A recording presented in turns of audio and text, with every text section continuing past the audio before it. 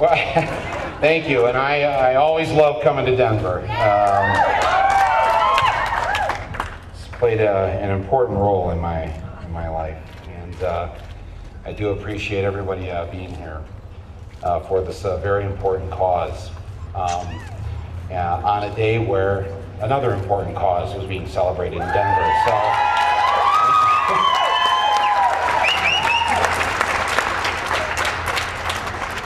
These signs are great. Wow. Anyways, Donna, thank you. When you see the movie, you'll see Donna and her husband Larry tell a very powerful story about how hardworking people in this country end up bankrupt and homeless because medical bills are now the #1 cause of bankruptcy and homelessness in America. Something seems odd about making a statement like that in the wealthiest country on earth. And I thank Larry and Donna for sharing their story with me, and now with millions of people who will see what this very cruel economic system that we live under does to people who do nothing other than get up in the morning and work hard so that they can raise their families and end up with the crap being kicked out of them. So thank you, Donna, and thank you, Larry, for that. Thank you very much.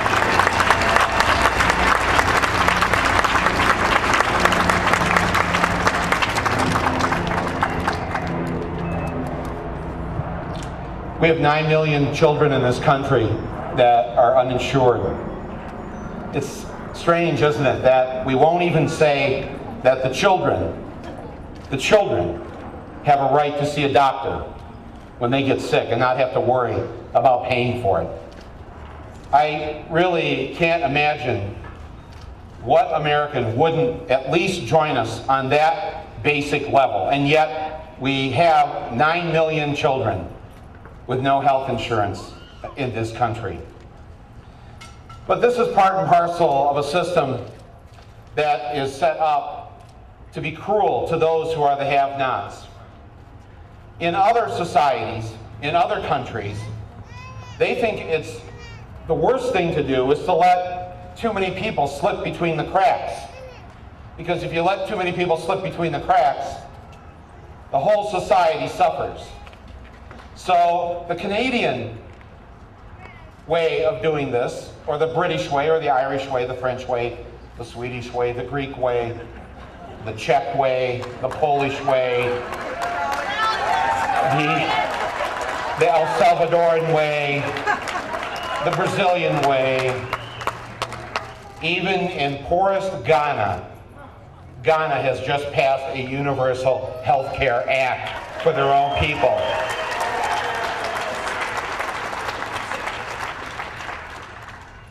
In those countries, they operate with the concept, with the idea of we. And unfortunately, we come and live with the idea of me. That's the big difference between us and them. They see themselves all in the same boat, and that they sink or swim together. The American way is pull yourself up by your bootstraps. Every man for himself. I got my problems, you got your problems. You take care of your problems, I'll take care of my problems. Me, me, me, me, me, me, me. And we don't understand that as long as we continue to behave like that, this, what they used to call the pioneer spirit, this kind of mentality, it might have served us well, I guess, while we were committing a genocide of the native people of this country, or enslaving a whole group of people to help build the wealthiest economy that the world has ever seen. You know, if we hadn't had that early start with all that free labor, we'd still be struggling a bit. But we got a big boost up because we didn't have to pay people with certain skin color. So here we are now, and we're number 37 in the world in healthcare. 37. We follow Costa Rica. And we're just ahead of Slovenia.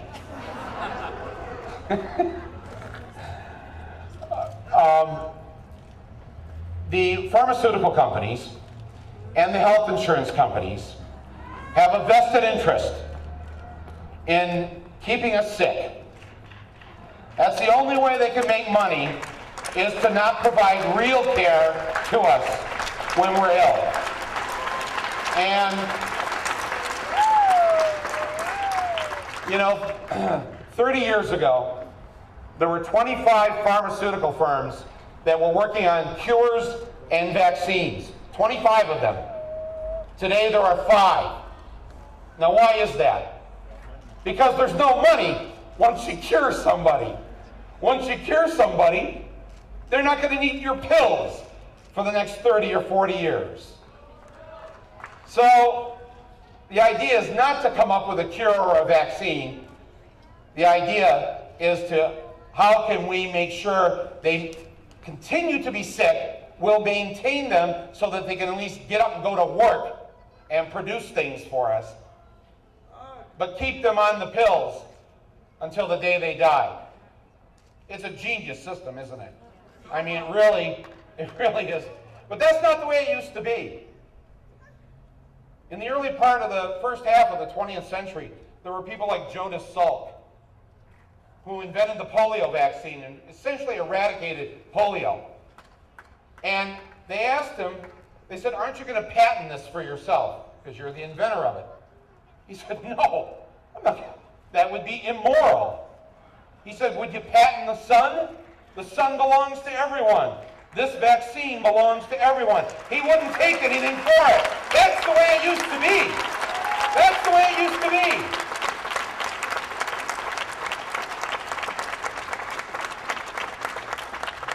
The man who invented the kidney dialysis machine wouldn't take anything for it, wouldn't patent it. He said this belongs to everyone. But that's not what we have now. Because greed rules the day. And these greedy bastards who run these companies, it's not just Halliburton in the war. There's the Halliburtons of the pharmaceutical companies, and the Halliburtons of the health insurance companies, and the Halliburtons of the hospital corporations. They're all Halliburtons. They're all in it for the money, and it's up to us to stop them. Isn't that right? It's up to us to stop them.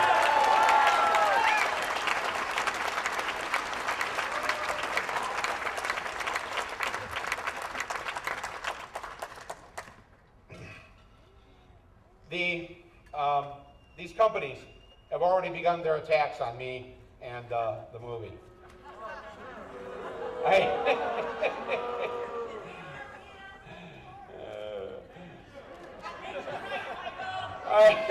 No, but I've been through this once or twice before.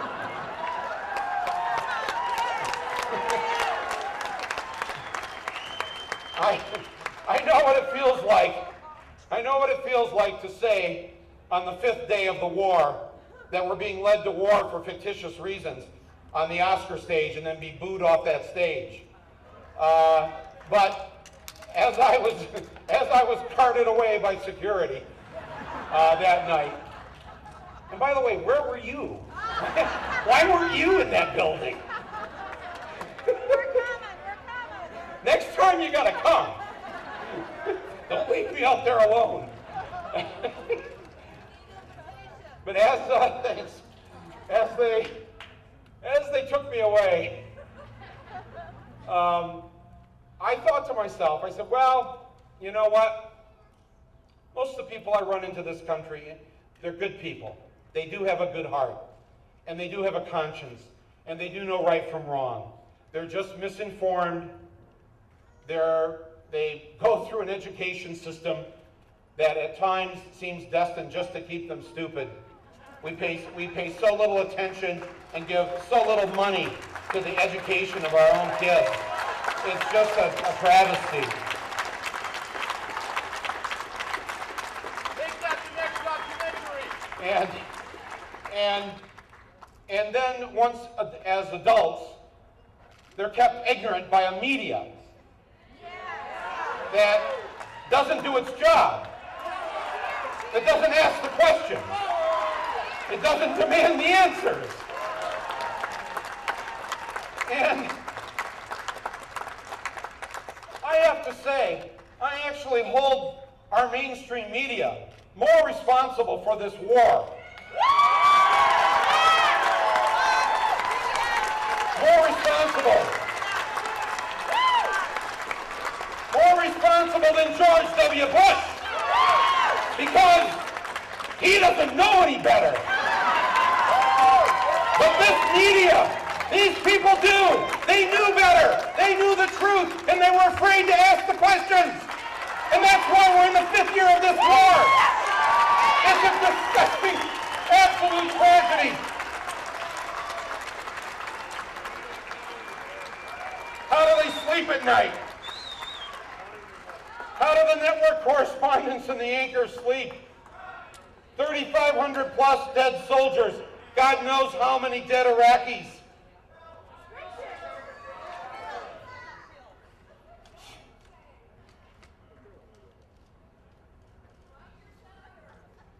None of that will make the evening news here in Denver tonight. With all due respect.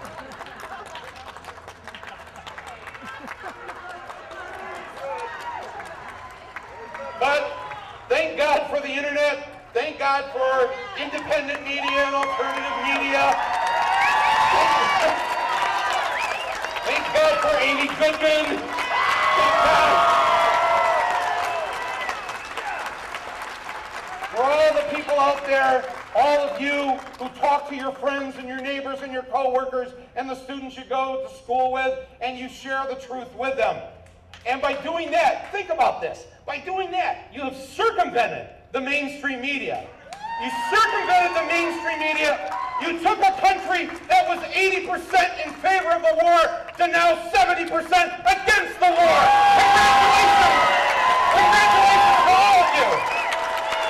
It's an amazing thing, isn't it? Huh?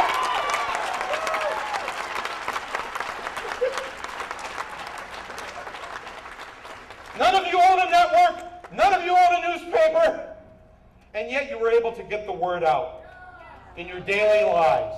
And that's the important thing to remember. The power of the individual to make change. One person does make a difference. We're told this from the time we're little, that you don't really count. You don't make a difference. You can't fight City Hall. Don't rock the boat. I'm telling you, it starts with one person who talks to 10 people. They talk to 10, and they talk to 10, and they talk to 10, and before you know it, he has a 26% approval rating. So,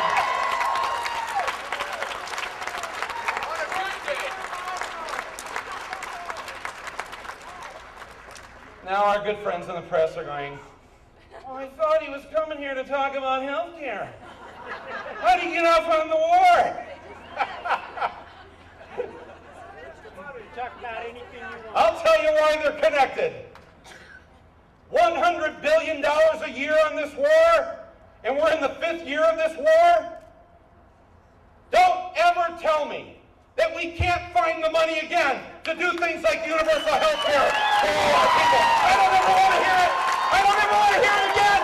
Don't ever tell me that again. We don't have the money. We have the money. Clearly, we have the money.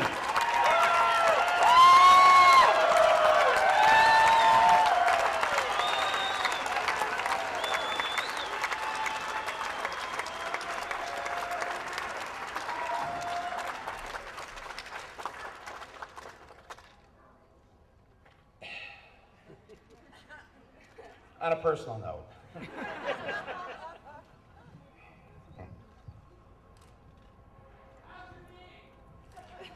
how's my knee? Yeah, well, I have great insurance because I'm one of the 9% of the people in this country that are not government employees that belong to a union. And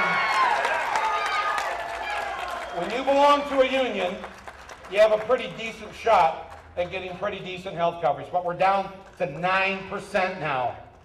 That's really sad, isn't it? But even with the health insurance, I'm glad you asked me this question because I had to have my appendix out a couple years ago. And they wheeled me into the operating room. I'm like, you know, it happens so quick. I don't know if you ever had an appendicitis attack or whatever, but there's literally no time to get your affairs in order. And so they wheeled me in and into the operating room, and the anesthesiologist comes in, and I look up at him, and I don't know how this thought popped in my head, but I just said to him, I said, you know, there's people that would pay you a lot of money just to dial that thing up a notch or two.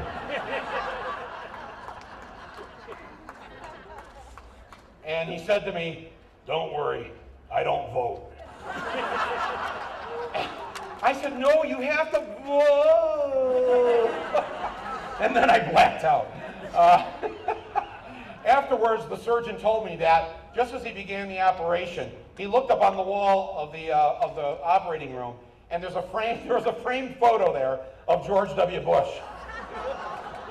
He said, I had to ask the nurse to take it down because I couldn't have Bush watching me while I was cutting you open. So,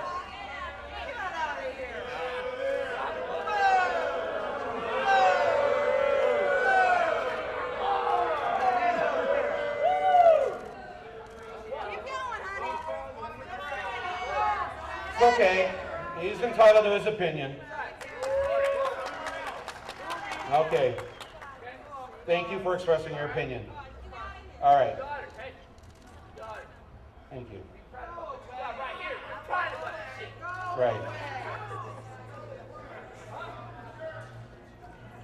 It's okay. Do you have insurance? The security report will note that he got to the third step.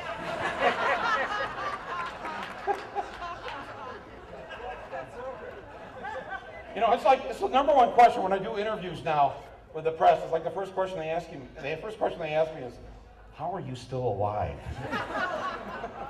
It's like, what do you know that I don't know? Why are you asking me that?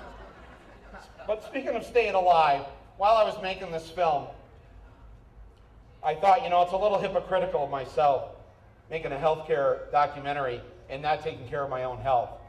And at that moment, when that thought entered my thick skull, I said, you know, I really need to do something about this.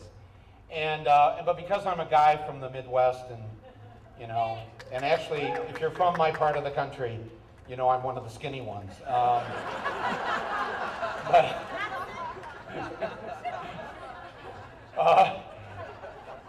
So you know, you'll never get us to an aerobics or a spinning class or you know, dieting or whatever. But I did find that just by doing a couple things, going for a walk every day for a half hour to an hour, and eating these things that some of you call fruits and vegetables. So I've been able to drop 30 pounds, and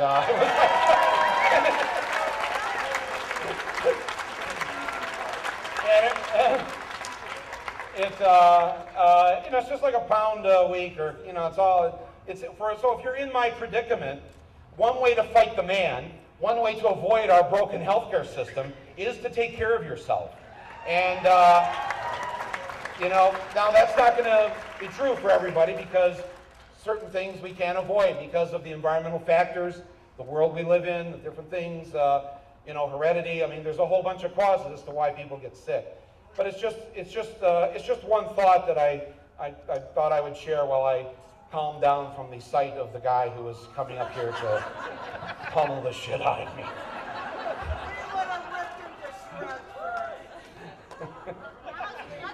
My posse from Aurora was here.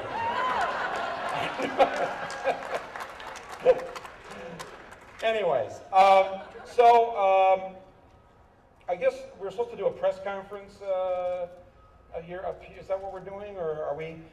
Let me just close by saying that I've made a movie really from my heart, and have tried to do some things in this film to reach out across the divide that we have in this country. And I really want to say to any Republicans who are listening, any conservatives, any recovering Republicans, we have a big tent, you're welcome. You know, we can have our political differences. We should be able to find some common ground on issues like health care. So I do want to invite those who aren't necessarily on our side of the political fence to join with us on this particular issue. And I'm asking the candidates who are running for office in this coming election year to take a pledge that involves these following 4 promises. Number 1, I support free, universal health care for every resident of the United States for a lifetime. Number 2, I support the elimination of the private insurance companies. There's no room for them. There's no room for profit.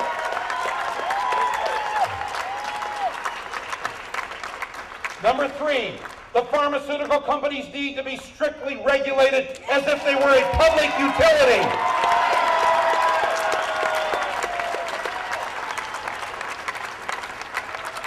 And number 4, I want the candidates to swear that they will not take any campaign money from the pharmaceutical companies, from the health insurance companies, from the hospital corporations, and in fact, let's get the money out of politics altogether.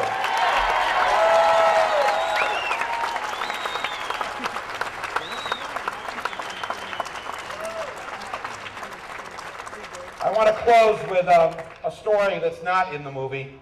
An interview that we filmed with a man from Denver. He works in one of the HMOs out here. And he's that person, like many other people that work in cubicles every day taking phone calls from people around the country. And so many times, you know, doctors and hospitals have to call the HMO for permission. So someone sitting in a cubicle in Denver, maybe 1,000 miles away from where this person is in the hospital in need of treatment, is making a decision. And this individual actually worked in customer relations here in one of the insurance companies. And he told us a story of a woman who was raped and had to go to the hospital. Submitted the bill to her health insurance company. She was covered, fully insured. And they refused to pay her bill because, according to the fine print in her health insurance policy, it doesn't cover you if you're a victim of a crime. It was the most amazing thing I had heard. It equaled another thing I had heard while making this film of a woman who, again, had full coverage, even covered mental health.